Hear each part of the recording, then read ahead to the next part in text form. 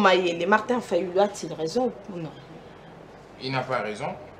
En fait, déjà, il faudrait corriger beaucoup de choses que mon frère Bruno a dit. Allez-y. Il a commencé avec des allégations. Or, dans le contexte de droit, lorsque les allégations ne sont pas fondées, nous allons directement vers les diffamations. C'est ce qu'il a fait. Parce qu'il a avancé plusieurs allégations qui sont gratuites. Aujourd'hui, dans la dimension intellectuelle, je mets de côté la dimension scientifique parce que cette personne qui a parlé, je ne sais pas si je pourrais les classifier, Monsieur Mouzit, ou si je pourrais les classifier comme un scientifique, entre guillemets.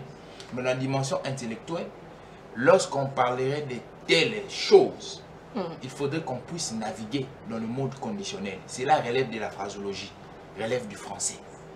Ça signifie quoi? Monsieur Fayulu est en train d'émettre des hypothèses. Et lorsqu'on émet des hypothèses, on navigue toujours dans le monde conditionnel. Pourquoi on navigue dans le monde conditionnel?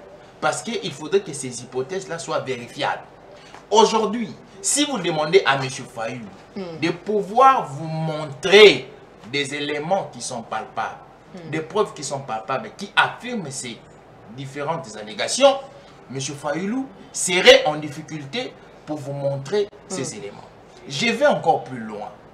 En science, lorsqu'on avance des arguments, Monsieur Bruno vient de confirmer que M. Fayulu a déjà récolté des éléments. Non, s'il vous plaît, s'il vous plaît. Allez-y. Je vais bien avancer. Les arguments sont toujours soutenus par des sous-bassements. Les sous-bassements, on les appelle des références bibliographiques. Et lorsqu'il y a des références bibliographiques, elles sont classées de différentes manières.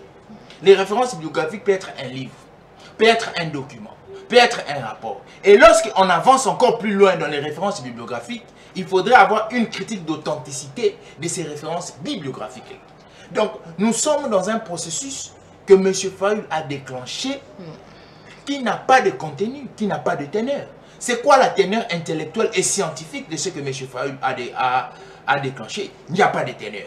J'avance encore plus loin. Mon frère, naviguons un peu dans les droits constitutionnels parce que j'aime les droits constitutionnels, je vous aime beaucoup.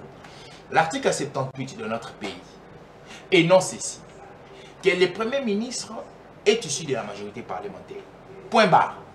La temporalité dans laquelle le Premier ministre doit être issu de la majorité parlementaire n'est pas clarifiée par la Constitution. J'avance encore dans